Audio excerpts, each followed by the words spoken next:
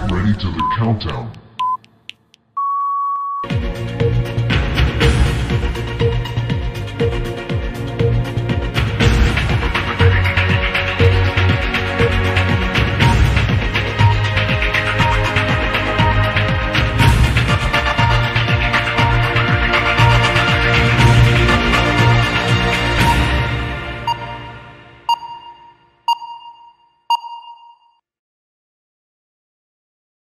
This programme was brought to you by itsadult.com, the official adult business directory for fans, producers, services, webcam, phone chat and more.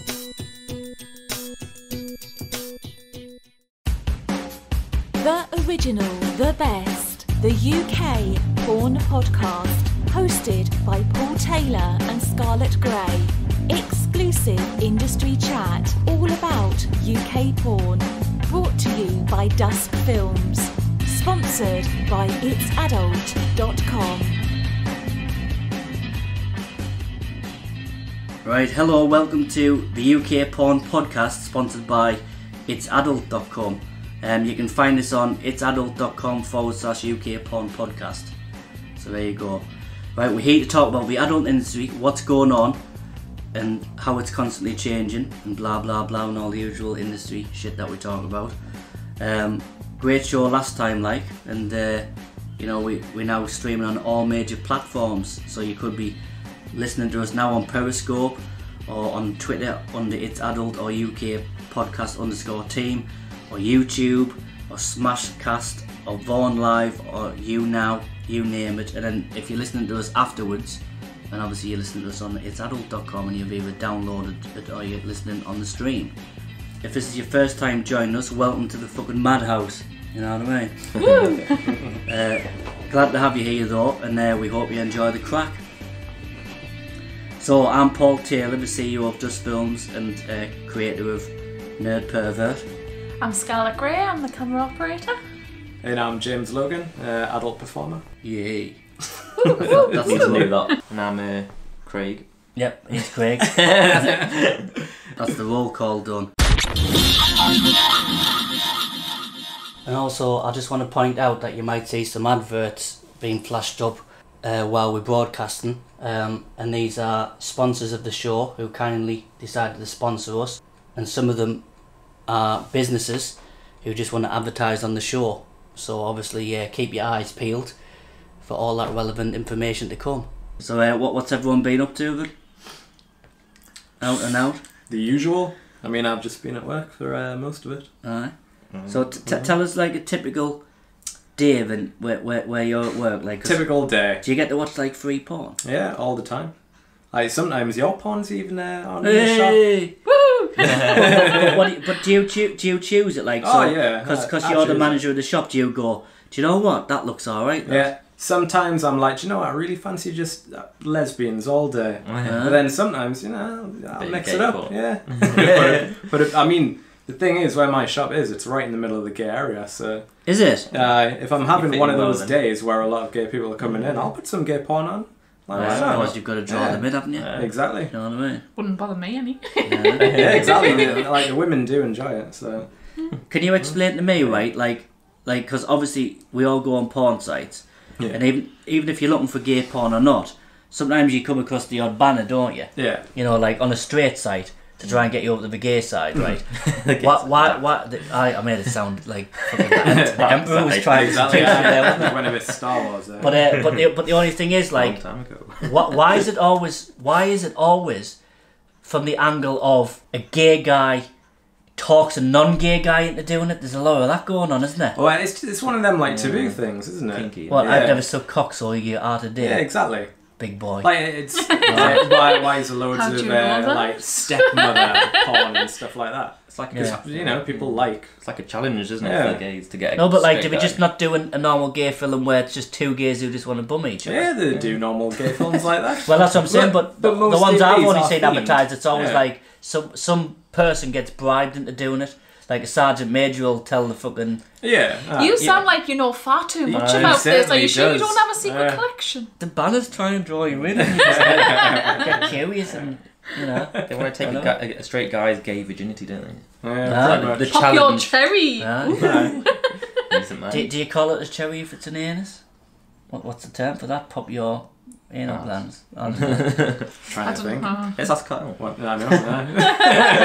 The idea. So, I'd still call it pop your cherry because it'd be the first time doing it. so do you get like people like asking you weird things like that they expect you to know because you sell products? Like if I buy this magic do you wand, have an anal loop that tingles? yeah. We do have anal lube that Do tingles. we ask? Have you tried it? Like, We also have anal lube that has a heating sensation. And, But does anyone like say, I'm thinking of buying this? Would you recommend have you used it? I mean, Like sort of thing. yeah, we'll have loads of people ask. Well, one of the most common questions is, do you get to try all the products? And it's like, well, no, we don't get to try all the you products. try all the returns. I've just I thought of could something. buy though. a lot of them very if cheap. you put lube, like that makes your bum like tingle. Uh-huh. That's just the same as having a Vindaloo in it, because it Yeah, feels like pretty that when much. you go, like pebble dash the toilet nice. next day, doesn't it? Aye, but at least with that lube, you do. don't have to put the toilet roll in the fridge. Bloody hell. So what have you been up to, Scarlett? Oh, yeah. Not really Researching interested. university courses. Yes, I Yeah, has there have. any stood out to you yet? Teaching how to film proper stuff? There's a few and a proper few stuff. that you won't like. Why? Because it is fucking wildlife, isn't it? That's what, No, some of them are further down the country. like how far? London and that? Oh, you want a good deal fucking renting a room. You wouldn't even get that price further down the street, so how are you going to afford that? I'm gonna, So I won't be paying you if you're not filming my fucking knob, you know. obviously not. So, But I'll do get a some student escorting. loan and I'll Escorting. obviously be sharing with a load of lasses. Oh, that could be canny. so what have you been doing then, Craig? Eating your mum's home cooked steak pies and Oh, shit? that fuck. It's fucking horrible. Oh, the fucking chicken ones are lovely. It's, Oh, it's yeah? better than the fucking Shouldn't fucking Greggs make and me shit. any. Oh, she You make some likes for you. She likes me, your mum. She does like you, Just doesn't leave she? it there, like, Oh, that? What do you mean leave it there? Why She always liked you. She's always liked you. Well, I've grown like- up with her. She always says you're the son that she never had. Yeah. Bastard, isn't she? Yeah. She's not even my mum. I think I'm adopted.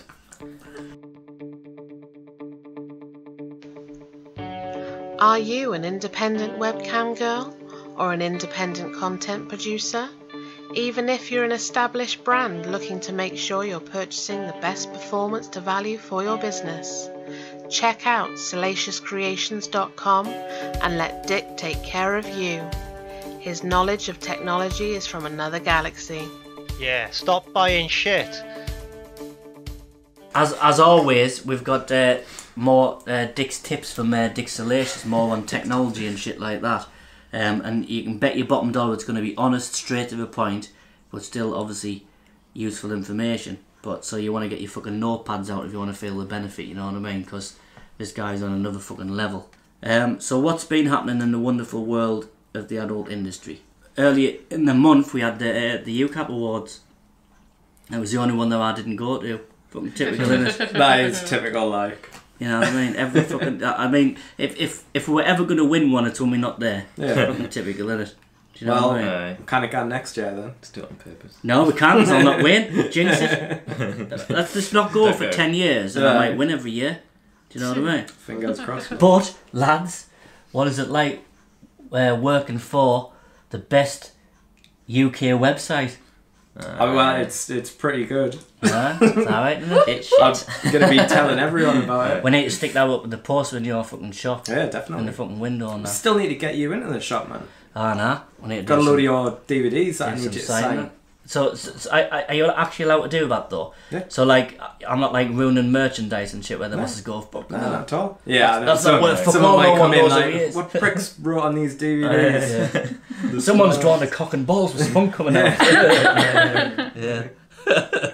And the other week, the Lacey Star DVD tour of the private shops up and down the UK. Lacey popped into Harlow, Leicester, Nottingham, Liverpool, Edinburgh, and Newcastle. And look, there's Kyle. Do you know what I mean? Aye.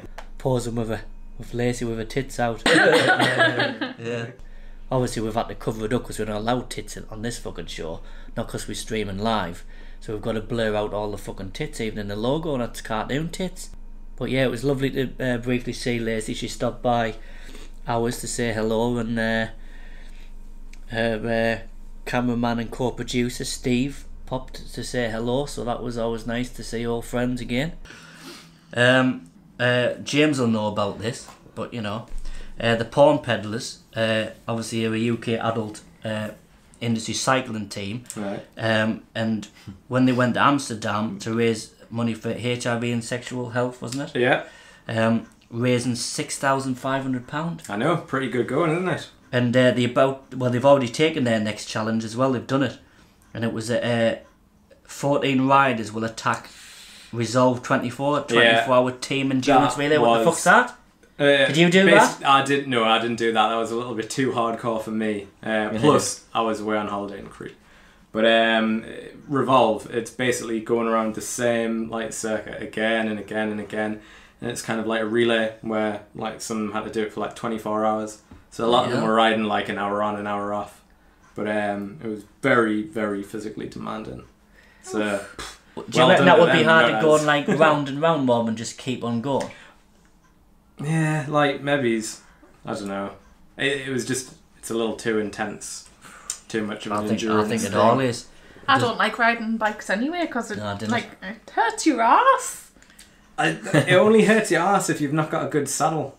Really? Yeah, and you get used to it. Yeah, you do.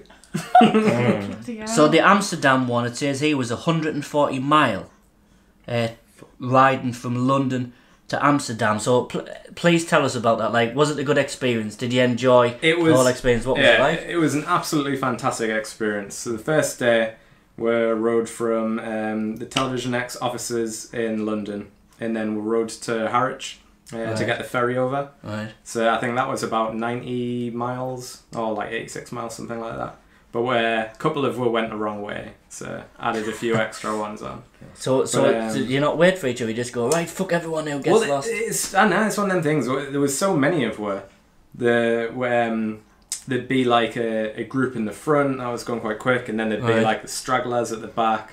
But I know, like, it catered to a lot of different like levels of fitness. You weren't one of the stragglers, were you? I was one of the people in the front group. Were you? Yeah, I was one of the... I think I was like the third person who made it to Harwich. You'll have probably just been keeping it with Tinder Frost. You wouldn't have been. Do you know what? If she a lot of that journey I was behind Tinder Frost because seeing that arse was one of the only things that kept us going. Oh my god! I can believe that actually. Yeah, the most I'd ever rode before tight, that was cycling like shorts and that, miles. like. Oh yeah, very tight cycling. I've seen shorts. some of the pictures where she kept getting the fucking jubblies out. Yep. That was an incentive when you were feeling knackered, I bet. That was absolutely just a bit further. Just the a ride. bit further. Okay, just for you, Tinder. Fucking hell, honestly. I bet she knows how to do it.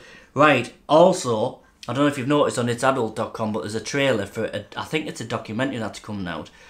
And the trailer features an interview with former porn star Randy Spears. I don't know if you've heard of him, but he appears in a lot of the spoof porn. Right. So like when they rip off, I'll tell you what he did a brilliant Cesar Romero Joker. Alright, yeah. Now obviously porn's usually cheesy anyway, so doing a porn version of like the Adam West Batman was fucking like a shoe-in really, wasn't it?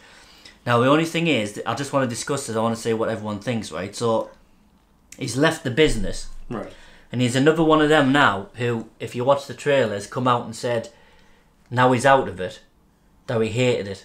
Oh, right. Right? Yeah. But you never hear about this when they're doing it. Yeah. And it seems like, you know, mentioning no names apart from his, obviously, because, you know, it's out there and he's openly talking about it. People say, I'm going to use this like as an example. I don't literally mean this, but as like a sort of turn of phrase, they suddenly find God when they've like left the porn business. I don't mean the term religion, I just literally mean they look back on how disgusting they were, which is offensive for people like us who are in it and still do it and still enjoy it. Yeah. But why is it that they diss it once they're out?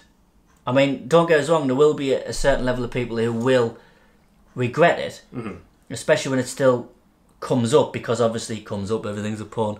But, you know, like, when it's out there on the internet, it's out there. Yeah. So even when you have forgot about it, people will say, "Oh, so one of your fucking blues the other day." Like it's you have to expect that. Yeah. But he sort of said in the interview that he tried to be an actor, and as he started getting an agent, that's when one of the writer's strikes was on. Right. So he got into modelling. That always leads to porn.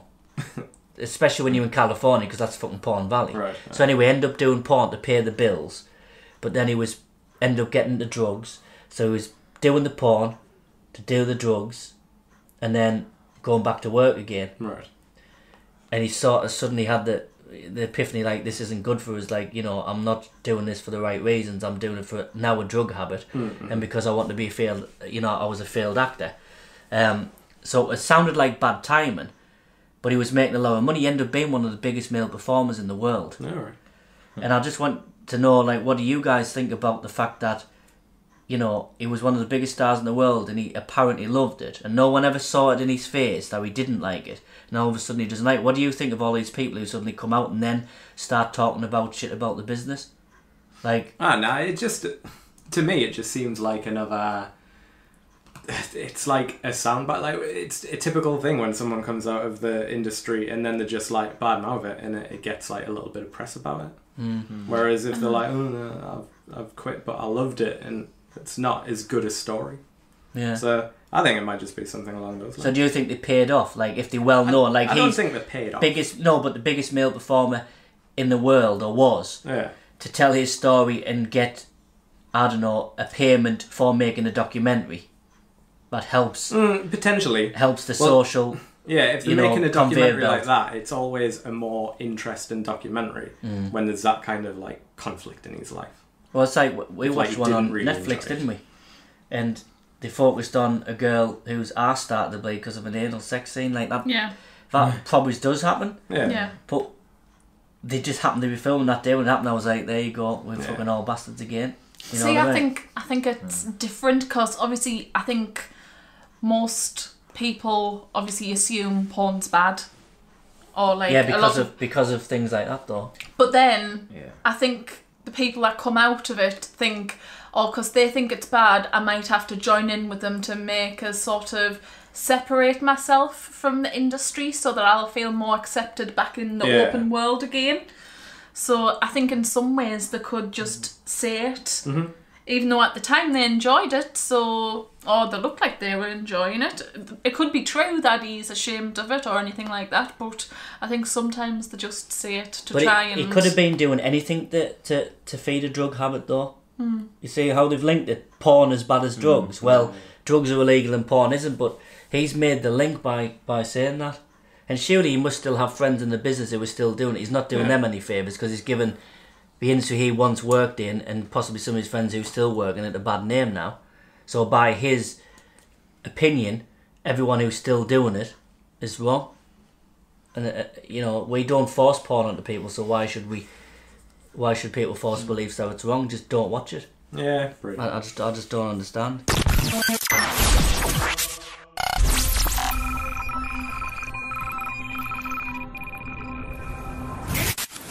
One of the things that I want to be told of an official government source, but no one ever fucking tells you, is that, you know, some models do come back and beg you to take it down years later. I've had it. I know people who's had a lot worse of cases than me. Usually when I say, I'm sorry, you signed a model release form, it's too late, they usually drop it. Yeah. Because they do remember that I informed them of this, even though we try and say that you didn't. But the GDPR laws come in this country now. So I'm wondering, right, because that law means you've got the right to be forgotten, right? Now, no one's ever said what that does for porn. So, for instance, you know, if you do want to leave, or you do want to produce it to take a video down, have you got the right to be forgotten legally now where they have to remove it? I'm going to say no, because as far as I know, the GDPR law means that you can't keep hold of data. Right. If you don't require it, and you only keep hold of it for as long as you need it. So if I always need a model release form and ID... Because you always will need it. Yeah. I think it's a legal requirement. But as far as I know, you do have to have that encrypted. Right. So for instance, if someone hacked my network, and that area of the network that holds everyone's passport scans was hacked, then I would be in breach of not following GDPR, which would open me to being fined or possibly worse. So anyone listening out there from the business, if you know anything more on that, because we haven't been told, but the GDPR is meant to fit every business, and the adult industry is a business, and we have to hold on to records permanently. Yeah. So I don't know how that affects us. So it's just interesting, isn't it? How the government brings something else in, but they don't tell our part of the sector whether it affects us or not, because they want us to fall foul to it, you see. Because we're evil. Exactly, yeah. Do you know what I mean? It just does my head in. Good news, Terry's out of Twitter jail now. So he's not blocked anymore. So he's free to fight and argue and, get his pitchforks out and tell so any lines of inquiries. I saw Devon said she was out of Twitter jail as well. Yeah. Is she in as well? Someone just reported she's always got shit going on for the last. There's always like a disgruntled client or dickhead trying to cause trouble. That happens to girls a lot. Yeah. You see, but the thing is, they know it works because you can inconvenience them. Right. Yeah. So I could say to you, oh, he's a dickhead, he works for a pervert, I don't like him. Right. And I could report your account, and they'll take it down while they investigate it, and then they'll put it back up because you haven't done anything wrong. Yeah. But I've still ruined your fucking week, so I've won. Do you know what I mean? That's what they do it for. I mean, it must be fucking annoying. So I just want to quickly mention it's adult.com, your one-stop shop for the adult industry, networking, events, news, interviews, podcasts, and message forum. You can calm, sell clips, phone, text, and chat, all from your profile. So sign up because it's free. And we're all on it. Yeah, and we're all on it as well. Even Craig's on it. Even Craig's on it. Craig's on it as the guy. That's just my original name. Yeah. So laser. I'm the guy. Well, it could be worse. Right, so I think it's time to listen to Dick's tips to find out what he's got for us this week. So everyone get your fucking notepads out because it's going to be golden, this. Welcome to Dick's Tips from salaciouscreations.com. I was going to say proudly sponsored by Selena Secret, but he really does know his shit. You'll see. Right, so it's that time again for Dick's Tips, and we were finding our feet last time, weren't we, Dick? So what we're going to do is we're going to take it down and keep it simple, and we're going to build up per episode of a series of different tips. Obviously, that's what you specialise in. Yep, I think, if we start at the beginning, and then obviously we can have something rolling then going forward, so people get a little bit more out of my tips, because the last thing we want is anybody searching through episodes for the one particular tip they want, because everybody needs a Dick's tip. Who doesn't want your tip, Dick? You know what I mean? Well, the people are down the STD clinic, probably. Right, well, I suppose if we're going to really start from the beginning, and we'll have to assume that we both don't know anything about the industry, and for somebody who might be getting into the industry. So if someone was to start out, where would they start out in terms of possibly technology and getting the first foot on the ladder sort of thing? Yeah, because currently, obviously the business that we're in, obviously there's a lot of money involved in the business that we're in, and there is no easy way of obviously getting into the business at a very low end. The Hello Kitty laptop that you see some of the girls using with a built-in web camera, that was fine back in the 1990s, but obviously these days it's a bit more professional now. So rather than buying these low-end pieces of shit, as I like to call them, I think it's a bit more of a case of look at eBay, if I'm fair. Obviously, there's a lot of office PCs that have now arrived on eBay, and they're offering pretty good specs for very, very little money. Yeah, because you prefer that, don't you? You prefer some sort of desktop rather than a laptop, so why is that? Well, the wattage in a laptop can only go up to about 35 watts, because obviously you've got a battery, a 19-volt battery connected to a laptop, which means that a £50 desktop PC would always outperform a £200 laptop because of the voltage and how high the clock speeds can go. Obviously, is anybody with one of those shit fucking laptops would know, because I don't actually own a laptop, believe it or not, because you mean the one that looks like Mr. Spell? Yeah. Well Talking. It's Stephen Hawking's voice box, mate. Yeah. That cost me 10 grand on fucking eBay, that did, after he died. So what you're basically saying is that, ideally, some sort of desktop would be better than a laptop, but I mean, mentioning no names, did you see a certain documentary where the model had a bright blue one and apparently she made 100k a year? I mean, that must be people who would watch any old shit on webcam then. Yeah, and don't get me wrong, like, if any of the chubbier girls are actually listening, I'm actually a big fan of all of you, more so than, like, the stick fin, like, top-heavy, like, stick fin tarts. And I say this, literally, just to make it a good point across to you, is don't buy shit like that.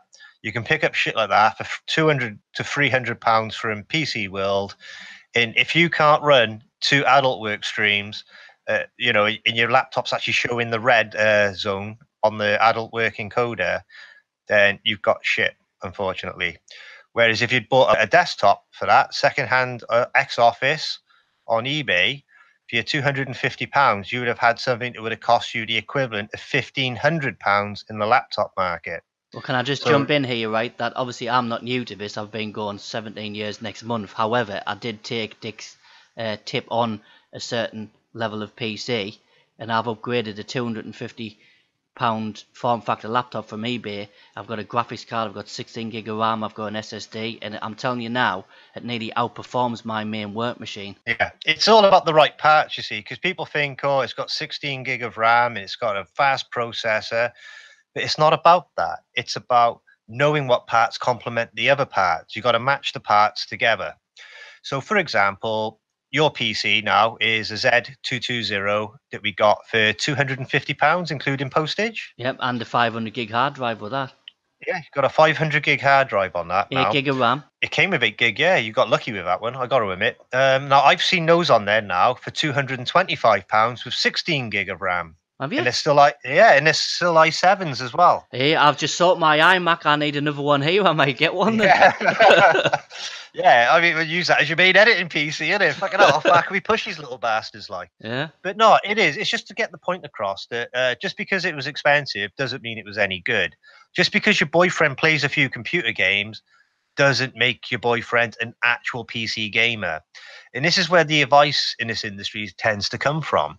Now, I've heard it a million times before, and you've probably heard it a million times before from visiting models. Oh, I bought it because it had gamer in the title or on the sales pitch. Well, we don't use gamer tech. We use what we call workstations, which would absolutely wipe the fucking floor with it. Now, a workstation is an actual working PC that has a gaming ability that can play games in 4K at 60 frames a second. I mean, your editing PC, for example, after I'd built that, I had to run a 4K test on it just because I wanted to see what 4K and 120 frames a second looked like. You put the money in, you've got your money's worth. Okay, and it does actually give you fast renders. It's a lot faster than the PC that you bought off eBay, but it's not actually that far off, is it, really? There isn't, because I've done a test render, obviously, because we're talking about the form factor ones in my living room, and I've done a test render, and there's no lot in it, to be honest with you. There's a cup of tea and a couple of stirrs with the 2 sugars, and it's just say behind my main works machine. Yeah, so just to iterate what Paul actually got out of this, so he got an i7 with 8 cores, with 8 gig of RAM and a 500 gig hard drive, okay? Now, because obviously, I mean, Christ, he wouldn't be the nerd fucking pervert if he didn't fucking, want a little bit more out of that, innit? He's like Tim the Toolman fucking Taylor. We fucking souped this fucker up, didn't we? So this is it. I mean, you put, what, another £200 in on the graphics card? Yep. That's only because he's video editing mind. For anybody else, I mean, obviously he's a professional video editor. For a girl who's looking to get into the industry, I think this is a very fair price because it'll give you video editing capability with just the 8 gig of RAM, but it'll also give you the webcam ability and creating your own content with the webcam as well. I think this would probably be the best way to go rather than buying a laptop, because I've heard so many times before now, I want a laptop because I can cam from hotel rooms. I can cam anywhere I want. Well, these little small form factor PCs are fit in a suitcase, and all you need is a couple of adapters to hook them up to any TV in any hotel room that you happen to be in. Well, you'll only need one of 3 cables. You can just carry each one just in case, because you don't know what you're going to get in the hotel room. Yeah, the adapters are £6 each, you see. So you can get a HDMI or a VGA to SCART or a VGA to HDMI. These adapters are only £6. So if you're staying in a fucking Travelodge, you need an RF adapter. Travelodge are the only company in the world that actually have RF technology still. That's, if for those who don't know what that is, that's basically the old-fashioned TV aerial input on the back of your telly. I don't even have anything plugged in there on mine. No, you don't. No, definitely not. Nah. It's fucking old school, isn't it? So all this advice you're giving them on the technology, is this for like starting across the board, whether you're just getting into webcam, is this if you're just getting into content creation with content share, like this would serve every purpose, would it? Yeah, this would serve every purpose. This would give the girl a webcam ability to work more than one site for a very low percentage of their resource cost. It'll allow them to use batch rendering tools in GIMP, for example, which is General Image Manipulation Program, which is a Photoshop quality photo editor. It'll allow them to use DaVinci Resolve. It'll allow them to use Adobe Premiere. It'll also allow them then to, use OpenShot if they're just learning. I was just about to say that if they're going to start out, they shouldn't be using DaVinci Resolve or Premiere because they'd shit themselves. Especially if they listen to these tech tips off you, Dick, they don't really know much. That's why we're doing it. So the last thing we want is to scare them off by, Jesus Christ, what's this? Yeah, because at the moment I see a heavy dependence in the industry on Windows Movie Maker, which is a sack of shit. There's only one good fucking feature of Windows Movie Maker. You type Control Panel in, just open up a folder on your desktop, type Control Panel in, then uninstall program, then find Windows Movie Maker, because it's a sack of shit. And it makes the rest of the industry look bad. Because you're an Adobe Premiere fan, you may as well get that out on the open. And I'm a DaVinci Resolve fan. And they're two entirely different flavors, but we're both using high-end editors for what we do. And the results show at the end. Whereas a girl might turn around and say, I've edited this clip in 15 minutes. I wish I could edit a clip in 15 minutes, don't you? Jesus Christ. Well, I must admit, I'm getting better. It used to be 3 days an episode for Nerd Pervert. Now I'm getting it down to 2.5, and we're about to change our style, which I won't go into now, but I think that should knock it down to hopefully a day. So I mean, that's happy days, that for me, for someone who's been painstakingly editing over 3 days per episode for the last 7 years. Yeah, I mean, people don't realize the effort that we go into it. We work out the bit rates, we get a really high quality, we edit the audio. You can't do any of that in Windows Movie Maker. However, you can do a lot more in a little program called OpenShot. So OpenShot is a great way of learning the very basics of actual video editing and not just dragging shit around like they are in Windows Movie Maker. That's the basics in terms of dragging your clips in, dropping it on a timeline, cutting and snipping and deleting, adding a little bit of soundtrack, a little bit of titles, and learning how to render it out to a decent quality so somebody would buy it. Oh yeah, definitely. And that's the thing. It's all about the bit rates, because like many vids, for example, you've got a 5 gig limit on a file. I doubt anybody's even hitting the 5 gig limit. But Adult Work, for example, only has around about 215 meg before it'll actually fail the encoder settings. Right. Again, it's like you can't have rentals that are 1080p on Adult Work, because the bit rate's too high at 1080p. And so it charges you a fucking fortune. The amount of girls who ask me, I've just put a 1 minute clip up, Paul, and it's 49 quid. What's going on? And you're like, yeah, you've got the bit rate set too high, love.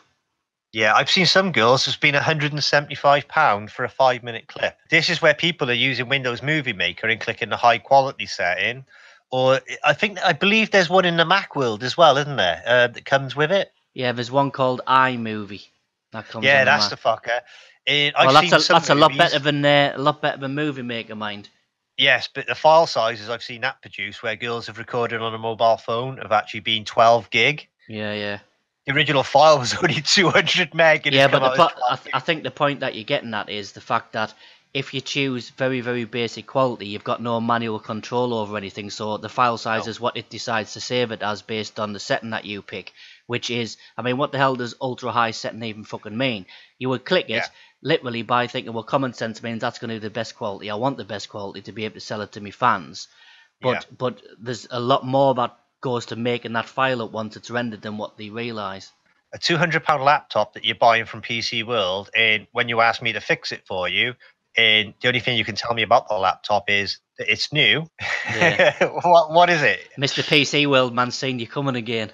Yeah, it's like, of course, the salesperson's going to tell you that. They're not going to give you the best advice. A few people have seen some of the stuff that I actually do when I'm fixing a PC, because obviously I had a shoot this weekend, and obviously the people at Dirty Fun people obviously did actually confirm that shit, this guy really knows his shit.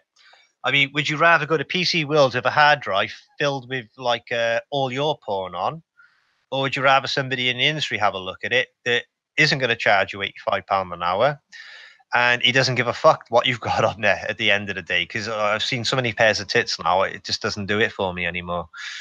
I believe that the girls, if they had a better quality of equipment overall, feel free to send me a DM, and I got no problem at all with giving you a couple of links to a particular seller we've come across on eBay.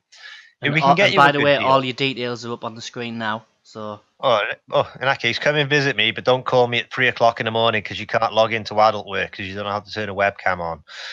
Yeah, don't listen to these tips and then still not fucking know what you're doing because there's no excuse anymore. Isn't it? Oh no! When I first started out, I used to get calls from Cambodia at 4 o'clock in the morning because a girl couldn't log into a site and all sorts. I had to stop that pretty quick. When you get a problem, I log in on TeamViewer. I can fix the problem for you because I'm using your PC as if I was in the room with you and talking to you about what the problems are. And again, you can always tell when somebody's got cheap shit is literally because it doesn't work in real time. So, as an example, I've seen girls still using 12-year-old to 15-year-old Core 2 Duos. So that's a 2-core processor, okay? And they're buying these things because it was their kids or, it was their ex-partners or whatever.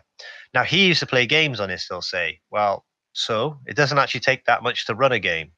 We actually made a PC, didn't we, together? For one of your first builds, actually. Yeah. We went for an i5 2400K. That had 16 gig of RAM. We put an SSD in there. It boots up in about 8.5 seconds. Yep. And you're just not going to get that sort of quality from a laptop if you're just starting out in the industry. All your money is better off invested in a business PC. It can be secondhand, and it's about picking the right model, which I'm more than happy to discuss with anybody. You can obviously just drop a DM. You can contact Paul here. He actually knows what he's looking for now. So, Well, can I just say one thing, though, that, anybody who still doesn't understand any of this, because, there's a lot of people who don't understand technology, you help them every step of the way. That's part of a consultation, and it's all included in the fee, isn't it? Definitely, yeah. And this is it. I believe that, obviously not yourself, I know I can produce really good quality porn as well, is the quality in the UK needs to improve badly. The American counterparts are wiping the floor with us. Yes, we're facing challenges at the moment. But if you've got a high quality product and you're keeping that quality, you're maintaining the quality because you've invested within yourself, even if it's £250, which, I'm not being funny, is a business startup model, that's nothing. You try having a £10,000 PC under your table. You look at your editing machine. That was thousands of pounds. And we've invested in ourselves, but you don't need to invest at that level. And you're lucky that we can share this experience with you, which is why we're hoping that a few people are going to actually listen to this. You can get a PC off eBay, which is X-Office. You can buy parts from CEX online. If you would like it in this podcast, we'll obviously know sort of what tech you're looking for.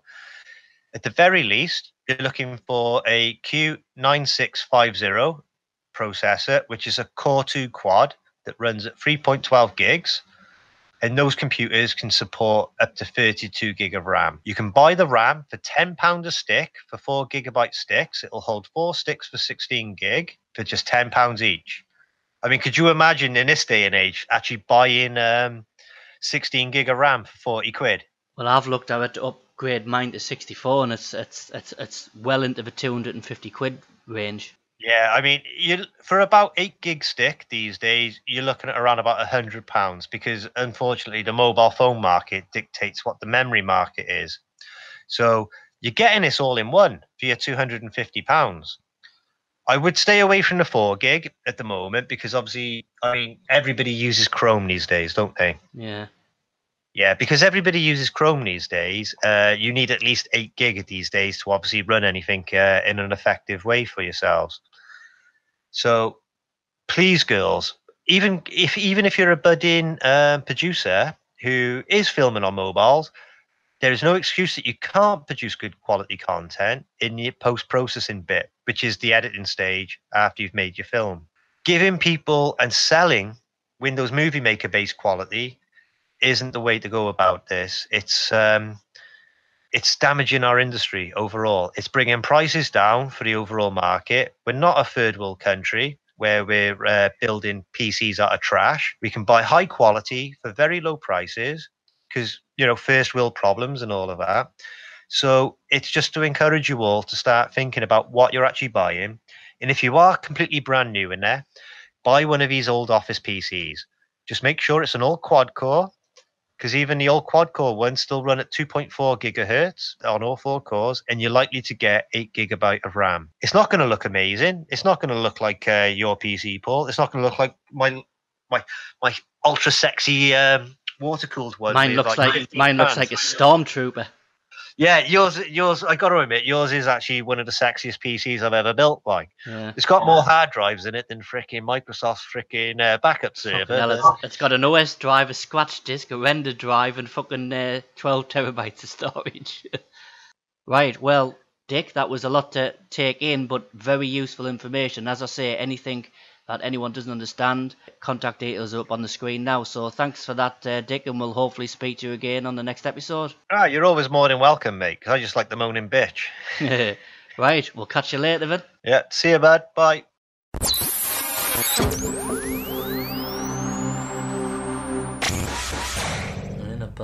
Not bad.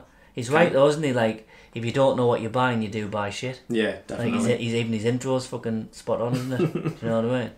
Simple as that. So yeah, definitely keep listening to that section if anyone's in the business, because the people just sell you things that you don't really need, or sell you the dearest version of a brand name that you don't really need. Definitely. You know what I mean? Like iPhone X's and that. There's no other iPhone X's. Samsung's better. iPhone's right. Let's quickly get to know Craig a little bit. Right, because obviously no one's really heard you on the show yet. They've seen me on the show. Well, they've seen you on the show. They even know who I am. Who the fuck's they've seen you on this show, but they haven't heard you on this show. Yeah. So who are you? Tell everyone, who are you? Craig. That's it. There we go. Done. That was quick. But no, how long? So interesting. How long have you been on the show now? It's been about. Has it been 2 years? About 2 years, yeah. I'm still here. I don't know what happened. I know exactly. Can't get rid of him. Tried. I always remember when I contacted you online. I wasn't as stealth as I was with James. You mean it's creepy? No, I was stalking his profile and everything. Would not release it to the public. No one knew he was there.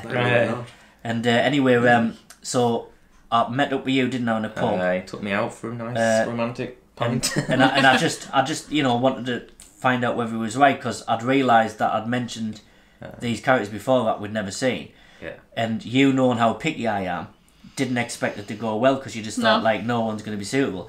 So I came back and she was like, "Oh, it didn't go well, did it?" And it was like, actually, it's fucking perfect. And she was like, "What, really?" I was like, "Seriously?" I was like, he's got this like nervousness about him that I sort of pictured that character being, and he does it without acting. In fact, he will just play a little clip.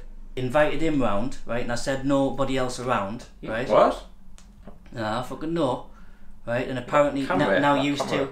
You turn that off, do we? I turned it around.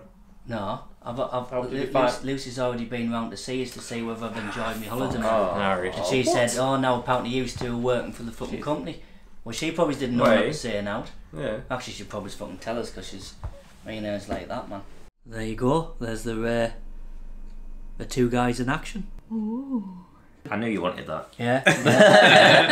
Yeah, you're a real ball breaker. That's what I was looking for. That was in the title. And then ever since then, your part's just like grown and grown, hasn't it? But being I've learned from the best. Being the stickler that I am, I didn't want to just bring him in, even though people had heard of him in the show but not seen him. Didn't want to just bring him in, especially when we kept saying he had this girlfriend. So that's why we developed the story. You haven't seen him up until this point because he was under the thumb, and then when she dumps him, his fucking knob's been everywhere.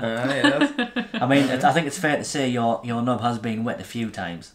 Yeah, a couple times. I suppose. I think so. I don't know. I can't remember now. It's been that long. Is that a hint? It's in out now. please. Well, I think that is saying yes, isn't it? That's the thing. He say yes. Yeah.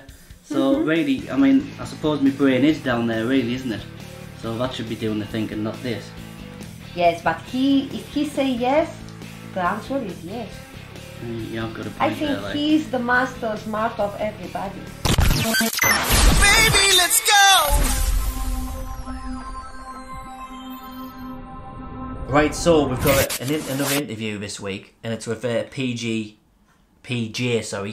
Media, and he's a new videographer and video editor, and he's mainly doing content share for models, but he brings up some interesting points on some people are prepared to pay him, and some people are prepared to give him the content for his time, for someone who's never sold any content before. So you might not have heard of him because he is new, but he has getting his name out there on Twitter, and girls have been going to him to do work, you know, for their content sites and stuff, because obviously he's people's been pleased with what he's done. But someone who's just starting out's already having problems. This is how bad the business can be in certain areas. If you're James Logan, you just turn up and fucking go home, and you're not going to see any of that. But you know, it is there. As much as I try and defend it, you still have problems sometimes. And so listen to this. I think you'll be very surprised at this. Yo, what's up? Baby, let's go!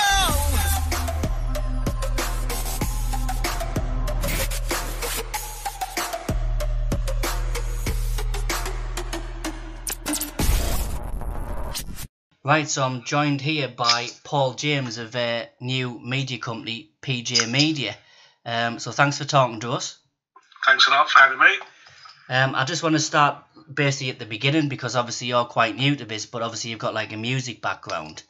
Yeah, that's right. So would you say you possibly took to the video editing a lot easier because you did music first? Because I would say if it was the other way around, even though you're working with, you know, timelines and stuff like that, I would say composing music's on a different skill set altogether to video. So do you think that's maybe helped you sort of pick up the pace quicker because of your technical background with composing and stuff?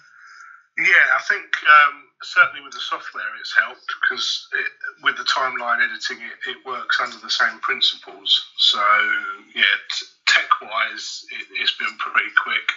I was lucky, I studied media studies back at college many years ago, so I have done some video work and editing and that as well, but obviously not done it properly in a sort of work environment or even producing video content for quite a few years. So I think the last time I did something was back in the days of VHS, so it's changed quite a bit since then. Funny you should say that, because I was tidying out the office a couple of weeks ago, and I found some high-8 tapes from one of your camcorders. Oh, wow. And they were unopened. Oh, my God. And it's like, what? I mean, now I could not face, like, filming a shoot these days with, like, 3 hours of content, and then having to play it in real time through a Firewire capture card to actually digitise the footage, where you take it for granted now that once it's off the memory card, you can make multiple copies of the raw footage or multiple copies of your render. And it's just like, I couldn't live without that now. No, it's mad. And even on the music side, it's totally different, because, you know, back in the days when I was doing media studies at college, the music was all on reel-to-reel tape as well. So, again, everything was in real time, and you actually, if you wanted to remix something, you had to cut the tape and stick it back together and all that kind of thing. So, yeah, technology has definitely helped, I think, all aspects of creating media. And as you say, the process is so much quicker, and you can dump stuff off the cameras immediately and give it to people at the end of the shoot and stuff like that. Whereas perhaps even 10, 15 years ago, it was just a nightmare.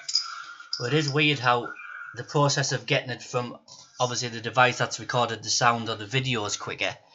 But I would say once you're in the software, I would say, you know, depending on what design brief you're working on, it's obviously going to be not as quick to actually compose or edit something, because the method's still really the same.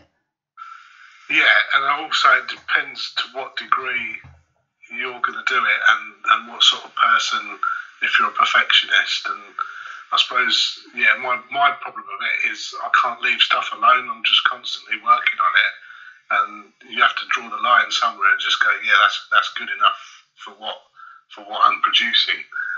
So I take it you've been in the same situation as me many times, where at the time when you're chipping away searching for the perfect edit, you don't realise that you're slightly undoing and you've gone too far past the other way, and then obviously I save multiple revisions now, and obviously you will, but we've all made that mistake when you first start out, where you chip away, and you end up making it worse, and then there's no going back, because obviously when you're new, you don't think of going, oh shit, why did I not do like version 2, 3 and 4 when I was pissing about, you know what I mean?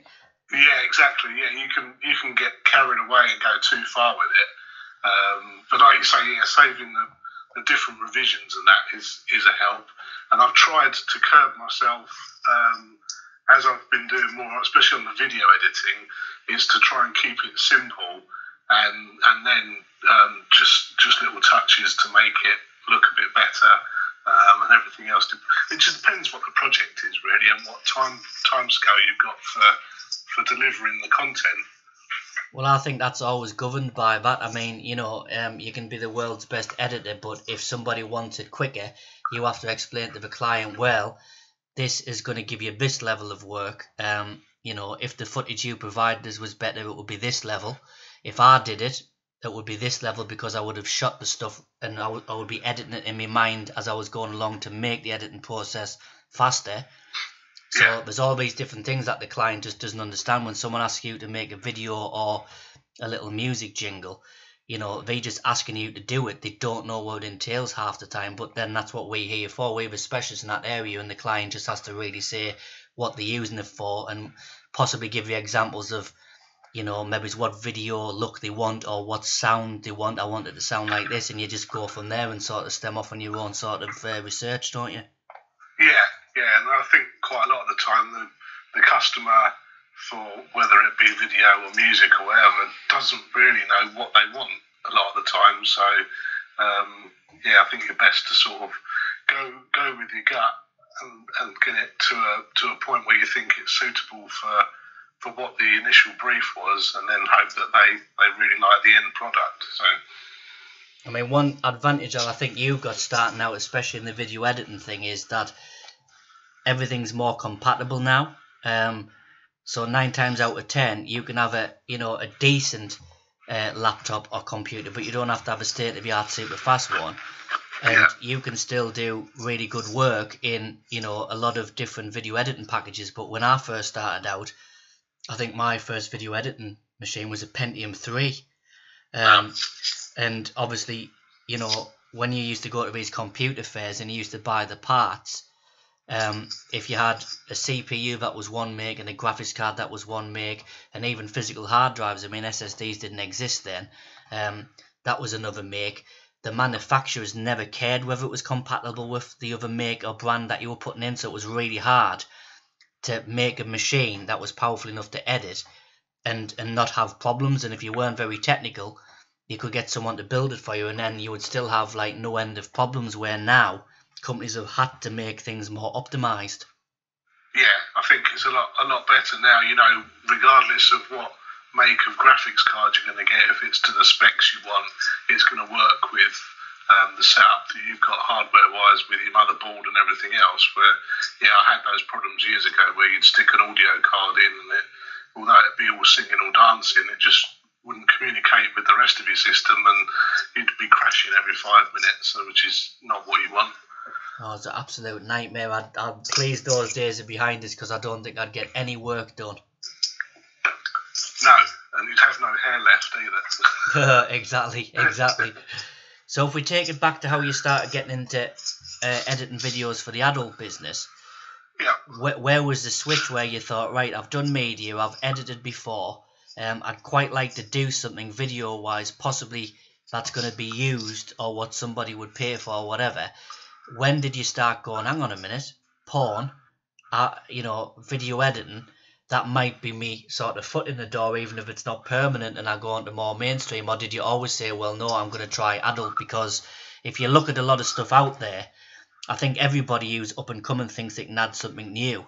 Everybody thinks they're reinventing the wheel, where none of us are. We just sort of making porn. You can be original or package it differently, but you know, once people start taking the clothes off, it doesn't matter what you do. Every porn's the same essentially towards the end of the actual video. So when did you suddenly go, right, I actually want to start editing porn, because I feel that there's like a big hole here where a lot of people aren't putting as much effort in anymore, and everything's just get it out as fast as you can. And I think people who buy it do notice this, and the people who do try and cut corners don't think the fans do know, but people are more media savvy these days. Yeah, I think because obviously for my first shoot, I sort of fell into it and was just helping out because a male performer had got let down by another photographer, videographer, and it just so happened that I could get to his shoot within the time frame and get it covered for him. But it had been years since I'd done video, so it was a bit nerve-wracking because I was going into a situation where I didn't really know what to expect. I hadn't really shot proper video, especially for something like that, for a long, long time. And I was quite lucky in that the guy was really laid back. We got on really well, and then the shoot seemed to flow quite well. And once it was done, I felt a lot better, and I had that sort of feeling, oh, I hope it's recorded all right on the card. There was nothing worse than thinking, oh, it's my first one, and did I hit the record button? Because that would have been a complete disaster. So yeah, once I got back and that first one was done, I felt a bit more comfortable with it, and then kind of got the idea that I could sort of do bits of this on the side of other projects and that as well. And looking at the content that was around, it was sort of a case of a lot of the stuff that I was seeing anyway. I know obviously there's already established brands like yourself and Fake Taxi and everything else, but a majority of the content that the models and that are putting up on the sites is just self-shot, or it's just a camera on a tripod or something like that, and you can do so much better. And like you say, the guys buying the content are a lot more tech savvy now, so just watching a 20-minute video where it's just a camera at the end of the bed on a tripod is not that inventive, and is it going to keep the viewer entertained? I don't know. So I just sort of saw it as a different angle to perhaps offer a better service with me at the lower end, as opposed to the top end of some of the other photographers and that as well. It's weird that you should say that. So looking back on your first shoot, now that you knew that it was probably a content share, knowing what you know now, you probably wouldn't have been as nervous, because like it wasn't, was it paid or not? No, that was just purely I just went along to help out, and I'm presuming that the original guy who was in place, it was just content share as well. So it was just a sort of rock up and see how it goes kind of thing for me. And I wouldn't have charged for it anyway, because I'd not done it before, in a situation with shooting a porn scene. So I didn't know what to expect or how it was going to come out, if it was going to even look half decent or anything. And then there was the added pressure of the other end of sort of editing it a bit to get it to the guy for what he wanted for selling on the clip sites.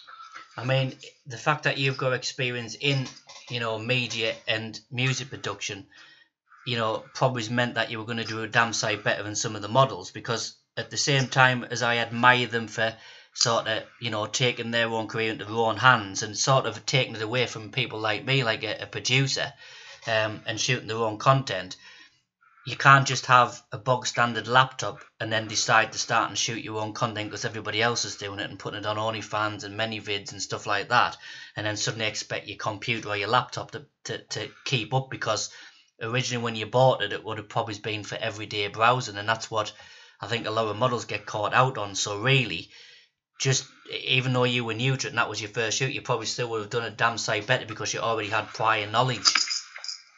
Yeah, I think obviously the bit of background, especially the media studies with some of the sort of composition of shots and frames and things like that, definitely helped. And that, even though I hadn't done it for a while, sort of came flooding back. And I found myself, thinking about the lighting and am I in the right position and things like that. So, yeah, it was a quick and steep learning curve. And then luckily I got to do with the same guy a few more shoots after that in quick succession. And it's each one I was picking up new things and getting used to how the performers would position themselves and things like that. So it became a lot easier. But yeah, definitely having that prior sort of education in how to frame a shot and actually just thinking about the composition and even the kind of flow and editing it in your head as you're shooting, I think that definitely helps as well. So if you have got some knowledge, that can take a lot of time out of the editing process later on as well. So when did you start from there? And obviously you enjoyed it, you had a good experience, the footage came out half decent, you started to edit it together. When did you start to think like, I might be able to, do this a lot more, or, I definitely want to do this a lot more? Like, was it all through the same person where he was just getting performers in and he was a stud and you were sort of his cameraman, or did you start working for others? How did that come about? Yeah, obviously a lot of the work was with him primarily, and he was getting different performers, and I was quite lucky to work with quite a few sort of top name girls through those first few scenes, which was brilliant and was a really good learning curve as well in terms of the caliber of performer and to what sort of, and seeing how different they perform from someone who's very experienced to someone who's not. And yeah, working with some big names and making mistakes and luckily rectifying things and that as well. So it was probably after maybe I'd done sort of 4 or 5 shoots and somebody thought, yeah, I can do a bit more of this. And then my name had got passed to sort of different people. So I did do some shoots then for a couple of girls wanted me to do bits and pieces for them, and did a couple of paid shoots as well as content share as well. See, it's weird, isn't it, how I come from an industry that was always paid. You always paid the girls and you always got paid to do the editing and the video. And obviously the content share, started out as like a way to top up the work that you weren't getting as much of as you used to. Yeah. Where now, and I'm not saying this is a bad thing, because we shoot more content share now than ever, and the way I see it, you're not going to stay on top forever, so you've got to start and think about, what if my subscription members drop off? It's alright flashing the cash now, but what we found early on is we could offer content share on a different level altogether. This wasn't like a content share, this was a shoot, just like we've always done, but you got a copy of it and it was all handled by us, and you go to sell as well. But now it's stemmed to the videographer and the editor to get involved in the content share, where you get a copy of it as well to put up there, and that's your choice of payment. A lot of people think content share is not payment, but it is, and it's potentially you've got scope to earn more off it than just a one-off payment for doing a shoot. I think a lot more people realise that now. But it's weird how it's stemmed to the photographer and the editor to get content share for payment instead of just money. You would think if you're hiring somebody who knows what they're doing, they would pay for it, surely. Yeah, because I obviously sort of came in and I knew bits and pieces of the industry and how some of the shoots have worked, luckily, because my wife had done a few shoots beforehand and that, and she'd done content share and some paid shoots as well. Yeah. But before that, my sort of thinking was, yeah, okay, it's content share, and I just presumed it was content share between the models or the performers, so they would both get a copy of the content and they could do with it what they like. But probably I thought initially maybe the cameraman or whatever would just be paid to go along and film it, and then the content share agreement was between the performers. So it was quite interesting finding that it was between all parties, and then obviously in my situation, and obviously anyone who's doing the content share has got it there, and you can set up your own profile on ManyVids or whatever as a producer. So yeah, as you say, the potential is there to perhaps make more money out of some of the videos if they sell well than you may have done just for the shoot itself. Well, that's why I think if they're going to get somebody like you in to film it, the performers also need to put more thought into the actual theme and, you know, build up, and not just think about what you're there to make, which is basically a sex film. Forget about that. That'll take care of itself, you know, once it starts happening. Yeah. And I find from just looking at samples on other people's clip sites, because I'm very intrigued what the girls get up to on their own, because there's some people who really stand out and you just think, you know, she could have been a producer and not a model. You know, you get the rare ones where you think, bloody hell, she's got some ideas, that girl.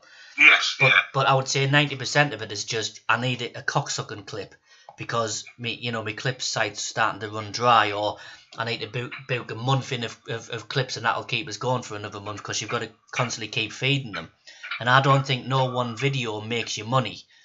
It's continuing to update it. Like I find when I put little 1 minute clips on adult work, none of the ones I'm currently uploading sells a single one, but it puts you on the high rank of profiles that have just uploaded that day or that month, or however their algorithm works, and they end up buying other stuff on your clip sites. And I think it was until I got to 100 clips, 100 1 minute clips, is when my profile started, like, you know, standing out, because 1 or 2 clips isn't enough. And I always feel like they've sort of got you, and they've got the editor and the videographer and stuff like that, but the idea and the way they apply it still hasn't sort of evolved. And no, you need to treat it more like a professional production, not just, right, get your dick out, I need what, you know. Some models actually think on content shoots of the 1 minute clip parts rather than trying to get a full scene, and I can't understand that. Get the full scene done and take the 1 minute clips from that, and you've got both. Yeah, that's the best way to sort of think of it. But I think it's all gone a bit quantity over quality. Like you say, for the clip sites, you've just got to keep feeding them. You know, even to the extent some of them maybe even on like a daily basis, you've got to be uploading content every day or a few times a week just to keep yourself up there. And yeah, I think they've sort of lost sight of, go and shoot a 20-minute scene and then get a really good 20-minute scene that's got some sort of maybe a bit of a story or whatever, and then you cut your other clips from that as well. Well, you only have to do it once that way, and then obviously it's more, you know, productive, isn't it? And you get more stuff out the edit, and then the people who want to buy the clips will buy the clips, and the people who want the full scene will buy the full scene. To me, it sounds like a no-brainer, but you've got to remember these models aren't used to being in charge of something like this, so they might be shooting their own stuff, but they're used to being paid and told what to do. Or rather, well, most of them aren't used to being paid. We've lived in the content share nation for about 2-3 years now, but the ones who are still around who used to get paid, I think they're a little bit out of the depth in terms of, it's alright doing regular content, but if it's not good and it's not executed in the right way, you can have 1,000 clips, but, you know, if it's shit, you're not going to sell. Now, I know a lot of models who we've approached for content share, and they don't want to do it just on the basis of none of their stuff that they've had so far is sold, right? So how do I then say, well, you haven't got content like this without sounding like a big-headed prick? Because it's true, though. Like, you know, we treat a paid nerd pervert shoot and a content share nerd pervert shoot exactly the same. There's no difference apart from money isn't exchanging hands on the day. And I've also handed out high quality content, and I can't even give the models the content. Like, they don't answer emails or texts or phone calls or Twitter DMs, and I'm like, look, can I send you this, please? And that's what stemmed us to building my own cloud server with the help of Dick Salacious. He helped us do it, because he's like more technical, so I told him what I wanted, and he sort of built it up layer upon layer. So now I've got a download folder and an upload folder, and models can give me files and they can download from me, And if a model doesn't answer us now, I can just send them a web link directly to the folder where they can download it. And if they don't download it, that's up to them. I've done my bit. Yeah. But what do you make of that, though? Why would somebody go to all that effort and then not, like, want the content? And I mean, I do realise people go AWOL and they've got lives outside of the business. But, you know, take the content off the person who's trying to give you it when you've had so many people who won't give you it. And some of these girls have been ripped off and, you know, someone's getting the free shoot, but they've never gotten any of the footage. I just don't understand why a producer or a videographer or editor has to chase the performers involved to bloody get the thing off you, because once you've done it, you want them to have it so you can sort of draw a line under it and move on to the next project. Yeah, I mean, I experienced that a little bit myself.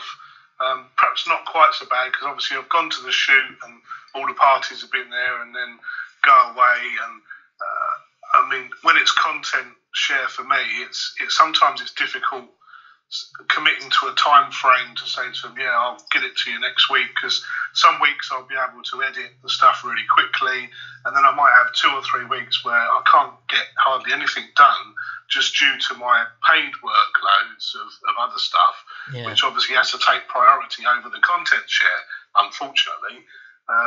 But yeah, I've had similar where I've got it edited and then I've sent a message and then you don't hear anything back, and then all of a sudden after like a week you get a message and it's like, oh yeah, send it to this email address or whatever. But you would think, especially with the production values on your stuff and the quality they're getting for content share, that they would want that as quick as possible. So as soon as you're saying it's ready, you can download it from here, or I can send you, I can email you the link, that they would be all over that.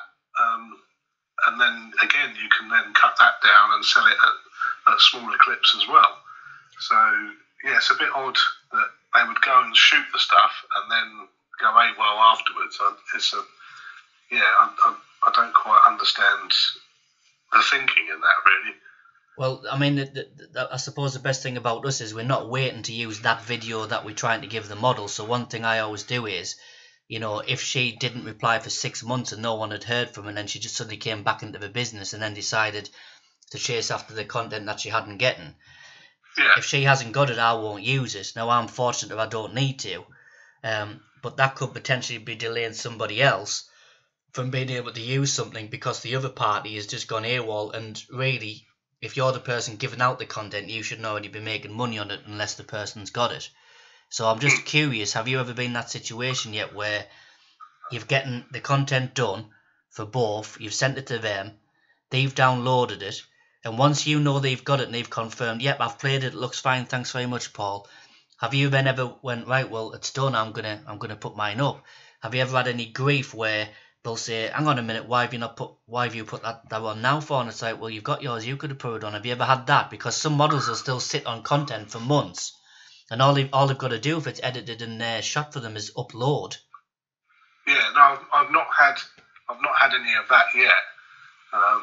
Luckily. Well, can I just say I haven't either, but I'm going off like Twitter arguments, which is always, a little flame starts a fire, and I've seen arguments to do with content share, and you just think, once both parties have got it, it's not a race to see who puts it up first, but whoever's more proactive because they want to start earning money on their side of the content, it's fair game, isn't it? Well, yeah, that's my understanding is if it's content share, you've all got the content, and me as the editor, I wouldn't put anything up without them confirming that they're happy with how it looks and stuff like that, because I wouldn't want to work that way, especially with the female performers, because obviously and the male performers, you want to show them in their best light. So if they're not happy with something, then I would obviously take it out or change it or whatever. Treat it the same as if it was a paid shoot, to be honest. Yeah. So I would never upload my version of the scene or whatever until everybody's confirmed, yeah, we've watched it, it's all great, love it, thank you very much. But then as soon as they've said that, I would assume I'm within my rights to upload it straight away. Yeah, you are. I mean, the only thing I try and do, or would do if I was someone who didn't have so much content in the bank, I would probably say as a videographer and an editor, if I was in your situation, I would probably say, well, I'm going to put this up pretty quick because I've hardly got any because I'm just getting into this, and you've got like a clip site of God knows what on. So I really need to start making money, where you just need to start making money off new content that you upload to add to the abundance of all your other stuff. So like for instance, Regan is next Friday's episode of Nerd Pervert. But I mean, how long has she had that? Blimey, that was quite a few months ago now, wasn't it? Well, that's right. I think it was last year. It was last year, wasn't it? No, it was. I tell you why, because it was for Devon's Halloween birthday thing last October. Yeah, it was shot end of October, wasn't it? Yeah, so there you go. But I always say that, you see, because we've got to pick the next episode that suits what came the week before, right? Yeah. And because Regan's was shot a year ago, we've had to tweak our version of it so it fits the episode before, which was the last update, which is currently the latest episode. But not to say that we get the best version, it's just the models version is a standalone because we can't reference something from Nerd Pervert Season 1 because when the model tries to sell it, the fans are like, what the hell are they going on about? I don't understand. Where's that video? So you've got to... The only reason why there's very subtle differences, mind. In this case, I've hardly had to make any tweaks for next Friday's episode. It sort of fits on its own for us as well, and sort of furthers the plot. Because I don't know if Regan knew this, but she was part of a plot that once it's aired is going to continue into other episodes, and she was the first person to star in that type of episode where the nerds go a different con. Oh, that's right. I remember you saying about it was a new thing that you were going to introduce and that. So. Yeah. I remember that part. And again, in terms of the sort of content share that the models are getting from you, I mean, it's on another level again because of the amount, like you say, it's got to be done as a standalone video for them, so that there is no before story or it's going into next week's episode or anything, because they want to sell it on their site. So, they're getting a top-notch product for just their time of going up and filming, really.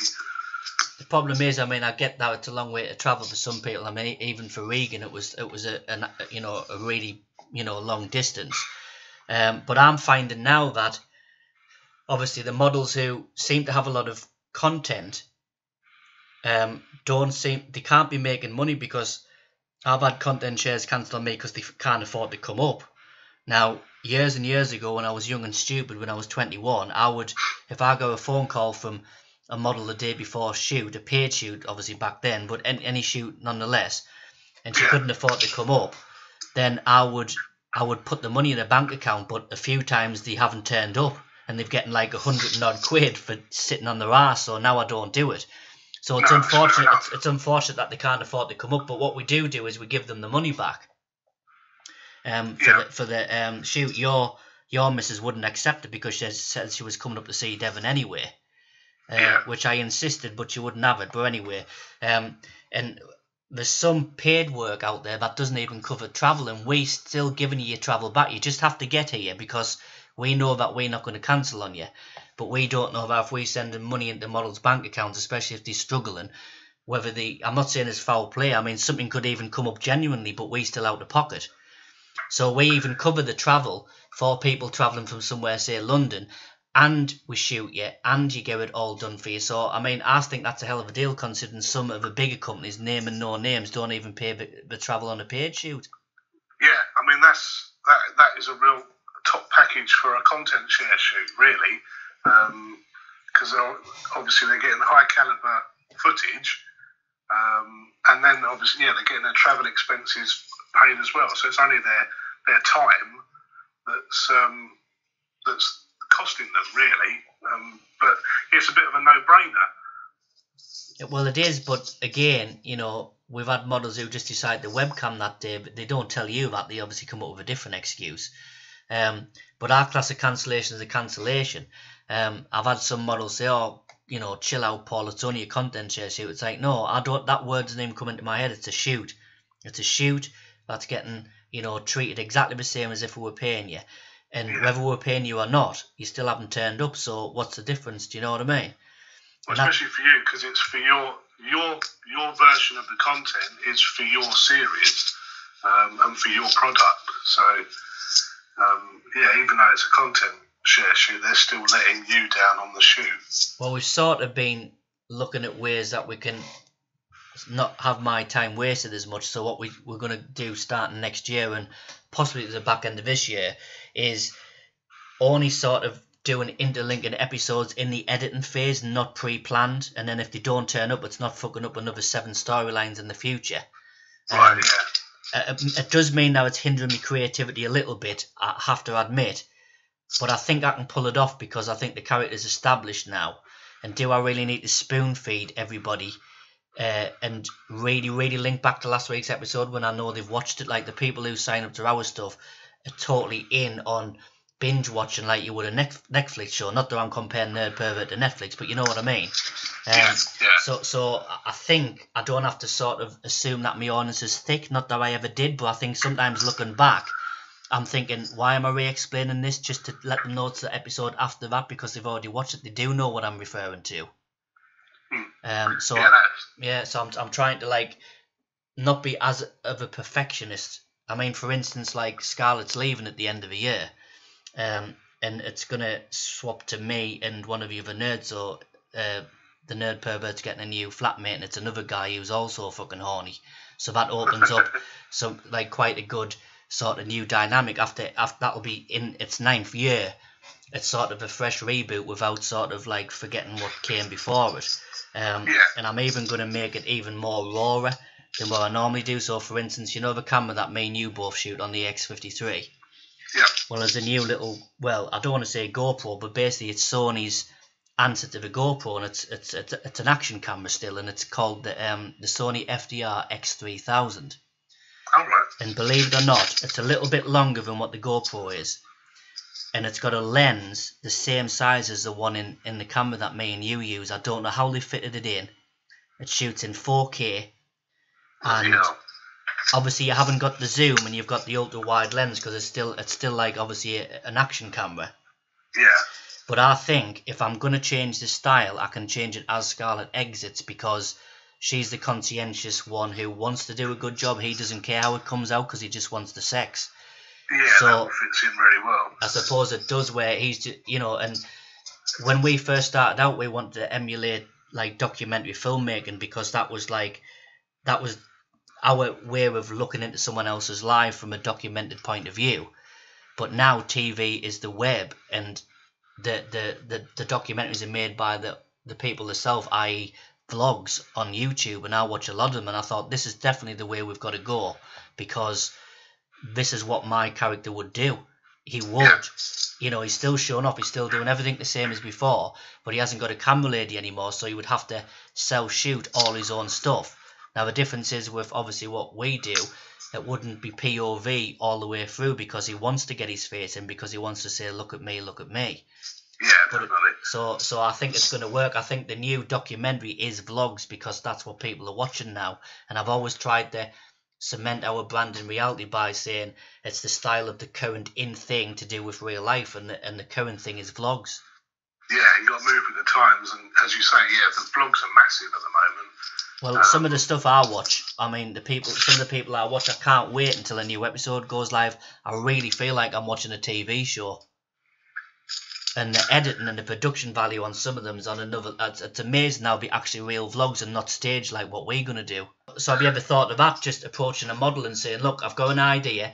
I think you'd be perfect to be casting it, but you get a copy of it, because I think that's the key. That's one thing clip sites offer over membership sites. Membership sites has to stay the same because that's their subscription base, customer base. That's what they expect. But with clip sites, you can be a different person every week in a different scene, and you could maybe approach your idea to different models and see whether they want a copy of that for their clip sites to give them more variety. Yeah, that's a good idea, and it's one I sort of thought about because it sort of boiled down to, if you want to do it, do you just throw loads of money at it if you've got the money, or are people going to want to do it as content share, and will they sort of take it that way? I just hope that if I pitch it that way, that the performers that you approach would appreciate that, they're quite happy to do content sharing that because they don't want to pay you for filming and everything else. They want everything done as cheaply as possible or for nothing. So if you do the same and say, I'm doing a series and this episode particularly I think you'd be great for, are you interested? And you will get your own edited version of it, which will be different to what I use, but something for you to use as a standalone for your site. I just hope they'd sort of appreciate that from a sort of content share way. Well, I think they would for one reason, and I'm just assuming here because you haven't said you want to go in front of the camera. So if you want to stay behind the camera, you've got more chance of models saying yes to that than a guy starting up and wanting to get his knob out with a POV camera. That's when they would say no. Yeah, definitely.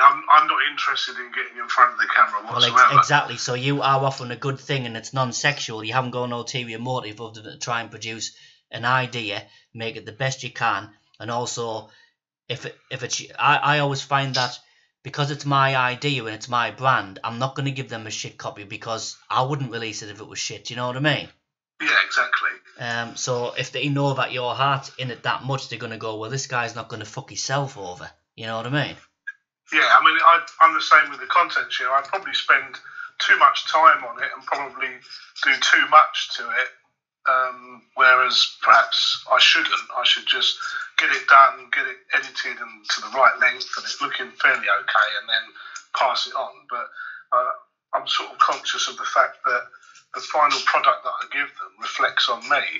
So if I give them crap and it's not that brilliant, then they're probably not going to approach me again for anything else. Whereas if I take my time and make it look good and put titles on and watermarks and things like that, it's sort of a bit of an added extra. And hopefully they would think next time they're shooting that they would perhaps give me a call as opposed to someone else. Well, I think you've got the right attitude, and it's refreshing to hear because I think a lot of people have the attitude anyone can point a camera and anyone can edit. And going back to the models about me admiring about taking their work into their own hands and making money for themselves by producing their own clips, I do think that's very, very commendable. Having said that, I'm a bona fide producer, and I'm not saying for 1 minute I'm untouchable, but a model's never going to catch up to my level. It's just not going to happen. You might because that's all you do. But what I'm saying is when you see models saying, I'm just editing a clip, and I recognise shit editing software because I know what they are. And if you do a screen caption, I just go, I know you're not meaning to offend me directly or anybody else in my field, but you're kind of trying to say that you're just stitching clips together and that's the be-all and end-all of, like, my trade. Yeah. And it is kind of, I don't think they mean to do it, but it is kind of insulting that they think what we do or what we did, because we don't do it as much because the models, again, are working for themselves and good luck to them. I sometimes feel like, no, love, I'm not telling you how to bend over and pose on a shoot because that's your job. So don't pretend you can learn mine overnight. It always knacks us and I have to keep away from the keyboard. Yeah, I get what you mean, where they think literally it's just a case of stitching, picking the clips and just putting them together, and then you've got your 5-10 minute total clip at the end, because it's a lot more involved than that. And I don't know if they appreciate all the other bits, all the colour correction and panning and zooming to perhaps get the light stand that was in the corner of the shot out of the way and stuff like that. Well, it's like when we do the content share, obviously I'm not in a rush for it because I don't have to use that. If I shot something tomorrow, I don't have to use it for next Friday. So I do try and get it out within a month, but sometimes I've gone over, and I went over for Regan, I've gone over for another girl, but I'm in constant contact with them. I never want them to ever say, where's my content? And at the same time, I always make it clear, whether they believe us or not, because some of them have just met us for the first time, you will not see that on nerdpervert.com unless you've had it. Even if I take a year to do it, which I wouldn't, but if I did, it would be lying on a hard drive for both of us. Do you know what I mean? And I try and get that across. So even though, I've never met an impatient model yet, but if I contact a model tomorrow and say, look, I'm really behind, I can't, make the deadline. I said, this has happened and this has happened. As long as they believe I'm not earning from it behind the back, we're both losing out. but I do try and get it out to them straight away, which is why I said to Regan and I said to everybody else, once you've got this, do not wait of me. And some of them will go, are you sure, Paul? And I'm like, look, it might be a year before I use it. I can't expect you to sit on it for that long. Just use it, because you'll have sold it, you know, all over. It'll be welded into your clip site. You'll have had other stuff on there. It'll no longer be the newest thing on there. It can still sell for both of us, so don't worry about it. And I think that would be unfair if I say my brand comes first, because it doesn't. You know, it's like you say, it's equal dibs. Once you've got it, if you want to sell it straight away, sell it. Yeah, and I think that's the best way to be. Is as soon as you've got it, is to do something with it, especially for the models and that, because they've just got to keep churning out content and sort of thinking about. I think there's a place for both the self-shot stuff that they do, and also doing the sort of higher end, having a proper videographer in to film as well. I think the two can sit by side on the clip sites, and it's nice to have that mixture, but not to do solely just self-shot stuff. I mean, don't get us wrong. I think the punters do love the self-shot stuff from the girls. I think that's something that I've never been able to give them, and neither has any other production studio. And a lot of guys like the quick Snapchat videos. They wank over that more than they wank over stuff like that I do, because that's the way it is now. However, you're right, it's variety. So if you're desperate for a clip, get your iPhone out and play with yourself in the bath. But when you've got the time to plan a shoot a couple of times a month and get a videographer and an editor to do it for you, your fans will also thank you for that, because it's like getting a professional production on a girl's clip site. I mean, what can be better than that? No, exactly. For a fan, do you know what I mean? Yeah, and it gives you different levels of what to sell, different price ranges and all that as well, so you can maximise all the different types of content across your clip site, and you can grab your stills from it or whatever as well. So it gives you a lot more options for doing photos and having galleries and that kind of thing. Well, off this recording, I'm going to put you in touch with somebody, because she's after a new editor. I'm currently editing something for her because she got messed around, and she was struggling. She needed the content, so I just said, look, I'll do it. And hands up, I still haven't fucking, hardly made a good start on it yet. But she's not paying us, right? And I told her in advance I was busy and I can't promise how soon I can do it. And if I'm taking too long and you want the hard drive back, I'll gladly send it out to you, because my brand comes first. If you were paying us, then I am taking the piss. But she's asked us a few times. She's never getting demand, and she's been quite civilised. But I think, if you start and pipe up, I'll be sending it back without you asking. Do you know what I mean? Because I'm doing you a favour here. Have you ever had that yet? Like, not where you've taken too long, but where you think, fucking hell, I've just getting in the house, uploaded it to the computer, and it's only been 2 days and they're fucking chasing us for it now. Have you ever had anyone demanding it that quick? Because you must have more than me. I've had a couple fairly quick. I try to steer clear of committing to an actual time, and it's also hard because I've had sort of pits and troughs really. I've had a phase where I was having like sort of 2 shoots a week for a month, and bearing in mind you're doing 2 shoots a week, they're 2 complete days that, fair enough, the shoot might only be for an hour or 2 hours, but it's all the travelling to it and the travelling home. So effectively that's 2 days out, so that's editing gone.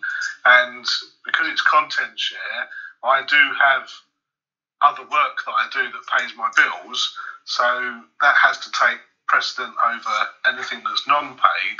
So yeah, as much as I always try to get things done as quick as possible, sometimes I'm not the quickest in getting some of the content share stuff done. But like you, I try to keep people updated. And if I'm running late, but I have had sort of where I've gone over and it's probably perhaps has taken too long. I do get people chasing me and that as well, and I'm like, well, I am on it, and I'm doing it as quick as I possibly can, but I'm just really busy with my actual work, my day-to-day work, and I can't fit it in. It's difficult. But I suppose after a while, people don't actually sort of think about it. They just want their content. Yeah, but which is fair enough. Well, yeah, it's fair enough, but at the same time, I always find that if people have to chase you, then you shouldn't have done it in the first place, and that's performers and producers or whatever. Yeah. If you generally are always in touch, it's annoying that they still haven't got it, but it means you haven't fucking ran away with it where they're never getting it. And I think that's the most diplomatic and fair thing to do, which is what you do, and that's what I do when I run over. But, again, sometimes I'll, have a little rant on Twitter. I've never been in a full Twitter argument before. I might vent, what's pissed me off about my day for my company, but I never jump on anyone else's argument and take sides. I believe Twitter can be a minefield of nastiness and judgmentalness and people jumping in the argument when they don't know the other side of the story, so I always try and keep away from it. But I do see a lot, models, I'll say another model let us down, and then I'll get someone saying, well, producers let us down as well, And I'm like, yeah, I'm not saying they don't, Alan. I can't speak for you because I'm not a model. I'm speaking from my side. It happens to me. You can speak about your side. It happens to you. I'm not saying poor producers, boo-hoo, models are crap. Producers are crap as well. I realise that. Yeah. Every time I tweet something, I'm tweeting from my experiences, not yours. Otherwise, what's the point? I can't say, oh, such and such got let down yesterday. What a bastard producer, because it's not my problem to say, is it? And you see these models like on Twitter, and they'll, you pick up on little arguments on your timeline, depending on who you follow, of models who twist about guys who watch them on webcam in the free area, and then they just fuck off and they don't want to pay, or they say the Snapchat's too dear and they get really, really annoyed because they think £25 pound for a one-off lifetime subscription fee is worth it. I think that's a steal personally if you're going to see tits every day on your phone, but whatever. And then exactly. It's not a lot of money to pay for a lifetime membership. But have you not noticed that the models bitch about that? But yet I've seen stories, and I don't know if this has even happened to you, where the reason why producers are asked for content shares because they don't want to pay for the producer. They don't want to pay. Now, to me, that's a little bit double standardish. That the fact that punters can not ask them for free stuff, but they won't pay the craftsmanship of a producer stroke videographer. I don't get that. It's like you're doing to us what you're pissed off at the fans are doing to you, and we're here to do. I'm not trying to make this about models versus producers. I'm just basically saying we're all here to make a living and make a crust, and that's all any of us are here for. So what gives you the right to say that to us when you're complaining that people's doing it to you? I don't get that argument. Maybe it's just me thinking too much like a producer. I don't know. Obviously, I'm going to stick up for my side because I know the things producers go through because I go through them myself. But what do you think of that? Do you think I'm over-analysing, or do you think it's like, no, it works both ways, darling? Yeah, I think it's a bit of... Yeah, I can understand where they're coming from, because from a business point of view, they want to get paid as much as possible for their product, and they want to keep their costs as low as possible for producing the product. But you can't go any lower than free, though. That's what I'm saying. No, exactly. So if you're constantly wanting to just shoot and get your stuff done for nothing, then you can't really moan when people are doing the same to you where they want your stuff for nothing. It sort of goes hand in hand. But yeah, I suppose it's not just. I don't think it's just porn. I think it's everything. Oh yeah, no, it is. It is. It's the same with a download a music track these days. Everyone wants to stream everything, so and they're not prepared to pay 99p for a song, but they'll go into Costa and pay £3 for a coffee. Well, I get the same thing. Like, I wouldn't say I'm over technical, not compared to some people I know, but I know more than the average user. So I know how to clean a laptop, I know how to look after it, I know how to stop it getting viruses. And I've helped friends out before, and they'll go, "Cheers, poor lad, I'll get you a couple of pints next time I see you." Now, there's no way when they don't buy me a drink that night, I'm going to tap them on the shoulder and say, "Where's my fucking pint?" But it's a principle thing. People's mouths run away with them when they're getting something off you, but they've never had any intention of paying you back. Not that you do it for that. You help your friends out because it doesn't even need thinking about your friends. Yeah. But where's people's train of thought when they say, I'll do the same for you? I mean, I've helped out a particular stud loads of times, and it's getting to the point where I've basically not really spoken to him much, because when we were beta testing It's Adult, I asked him to sign up for a profile before we made it live, and I've done hours and hours and hours and hours and hours of editing, design work to help him out, and he didn't. He said he didn't have time. And I was like, what the fuck? Do you know what I mean? It does annoy you. It's like you think, right, well, that's the last fucking favour you get, and I hate thinking like that, because I try to rise above that. Usually I go in a mood, and then I go back to being helpful the fucking next day, because that's the way I am. I'm the same. But the thing is, it's sometimes addicting. It's a nice feeling when you've done something nice for someone and they're happy with it. Yeah. So really, it's selfish. I'm doing it for me. It's like I'm doing it to make myself feel better. And that's why I don't want to be one of these people who just says, fuck everybody because no one helps me. Because the world wouldn't be in any fit state, not that I'm saying it isn't a fit state, if everyone thought the same like that. Which names so far that you've worked with have really stood out? Obviously you are behind the camera, so you're never going to find out how good they are really. but the thing is, you must know when you've got someone who you go, she's a fucking natural, that girl. I can't believe she's only been doing that 5 months or whatever.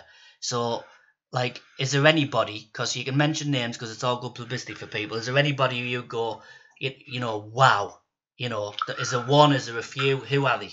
Who stands out to you? In terms of professional on the shoot and knowing exactly what to do and being really quick with it and that. Don't say your wife. Ava Austin. Don't say your wife. That doesn't count. Good. Ava Austin. Yeah, and in terms of working with someone and having and just sort of clicking with the person and having fun and stuff like that, I'd say Millie Santoro. I really like working with her. She's just a really nice person, and all the shoots have been a good laugh. Well, all I'm going to say, Millie, if you happen to watch this, I'm not even going to reply to that, because you know what I think of you. So, you know what I mean? It'll just turn into a bloody I Love Millie bloody rant for the next half hour. Do you know what I mean? We shot the first ever scene, so we always protective of her anyway, and she always knows that if she needs us, we own at the other end of the phone. And even now, we've shot her twice, and we still just catch up, and sometimes she just needs to vent, or she just needs advice on something, or whatever. And she's just one of those exceptional people. She's a stunning girl.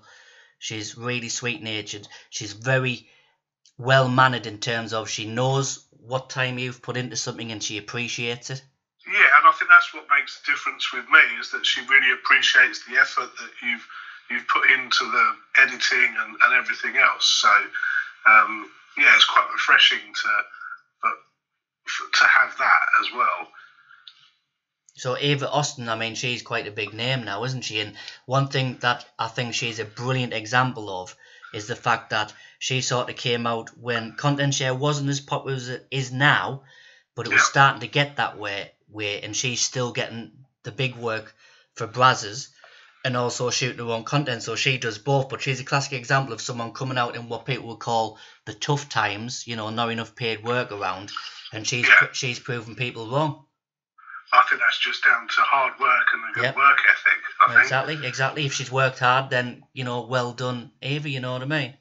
Yeah. Yeah, I think now she's going to another level as well, like you say, with Brazzers and things like that. So,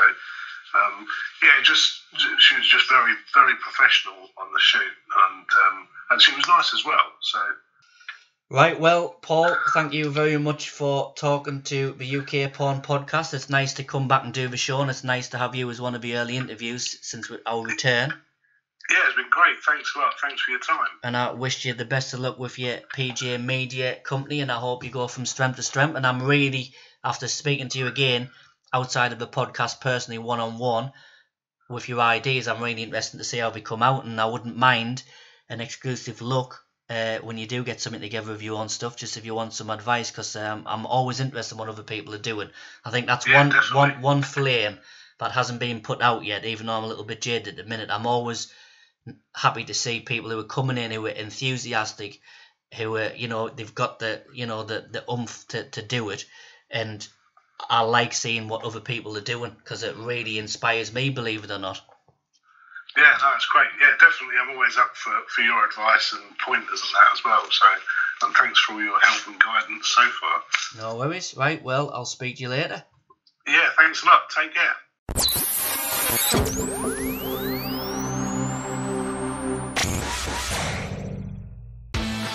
Hey guys, I'm Paul Taylor, your everyday nerd. I'm here to tell you about my reality show. I like reading comic books, hanging out with mates, and going to the local pub, but I chat to girls and convince them to get naked and do casting videos for a job that doesn't exist. My camera lady Scarlett Grey just goes along with it to get paid. So go to nerdpervert.com and watch all 8 seasons now. Nerdpervert.com, your very own Nerdflix. There you go. Insightful. So, like I say, he sounds like he's really upped his game. Yeah. But coming from music, composing music to video editing, I would say that's easier than if you were a video editor and you decide to compose music. There's no way you'd take to that as quick, would you? Yeah, probably not. I mean, it's all working with timelines and sound waves anyway, but I reckon going from music production to video editing would be more of a breeze. I wouldn't like, if someone said to me now, Paul, I want you to make your own Nerd Pervert theme tune. No, I don't fucking know what to do. I don't think so. Do you know what I mean? I mean, it would have rude words in it. Oh, yeah. You know what I mean? That'd be like, I love fucking pussy. Pussy Well, I've is seen weird. that guitar up there, so go on, get us tune it. I might try that. Aye. Oh, he's played guitar a few times in between sets and that. Oh, He's pulled it down and started doing a bit twirling. I'll make a theme tune. I used to be able to play like the beginning bit of Everlong by Foo Fighters. Could you? Oh, what a song to mention! Oh, I fucking love that. Yeah, it's brilliant. Great song. Yeah, fucking I like that brilliant. song as well. It's cool. Right, it's almost time to go, but where would we be without Scarlett's sex fact?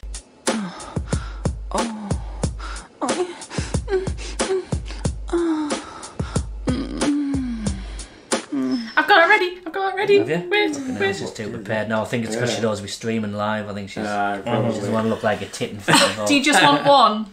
Aye. Just one? Aye. Okay. Don't do, like, because I had visions. I was like, right, is she going to suggest 3? Because there's 3 of us this time. We'll be on here all fucking night. No. So just do 1. Okay. We did 2 last time because it was special because we were back. Oh, you might get complaints that I'm I only do, doing huh? 1. Yeah. Right. Okay.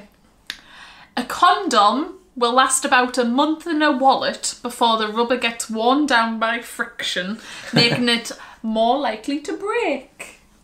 Well, so lads, I think we're going to have to bin those. I just thought I would mention that because obviously condoms in a wallet. 5-year-old, some of them are fucking old. It's got to be bad if your wallet's getting more action than you. I didn't know that. I thought, because, well, what about the expiry date on them? As long as it's sealed, it should be alright, shouldn't it? Yeah, but you have to think if your hand's going in and out of there and you're rubbing against it, the leather or something's rubbing against it, obviously it's going to rub the inside of it as well, isn't it, with the paper? So it'll only survive so much, won't it? And I don't know about you, but I have my wallet in my arse pocket and I'm constantly sitting on it. So that's going to be putting some weight on that condom.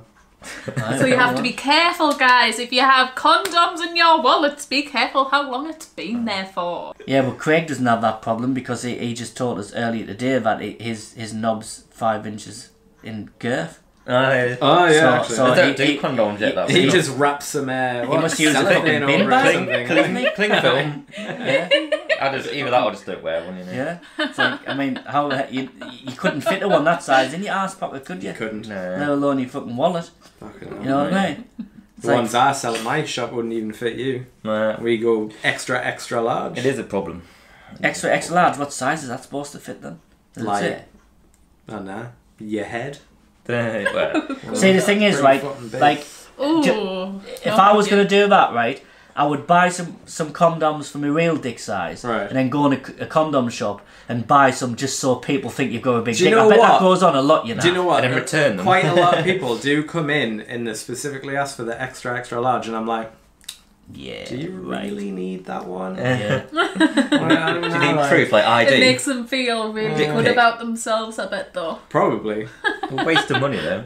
Yeah. You can't for the boyfriend. Unless you have a friend that's like that and be like, here you go. Over a big black dildo or something.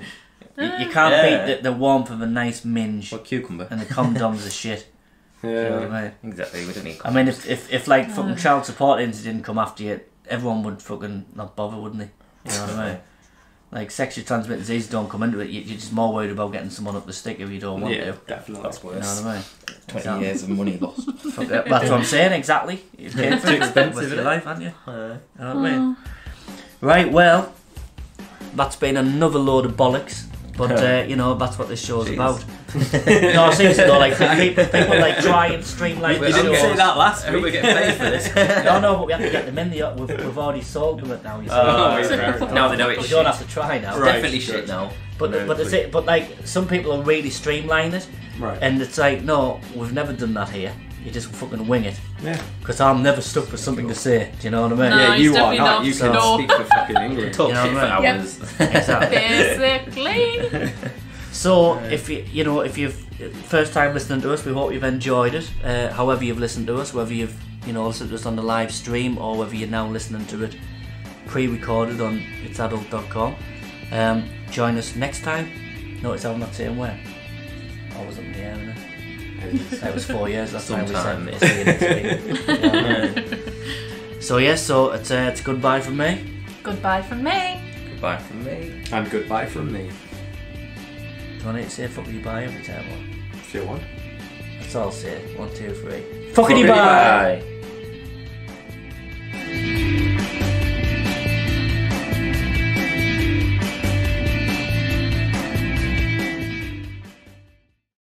This programme was brought to you by itsadult.com, the official adult business directory for fans, producers, services, webcam, phone chat and more.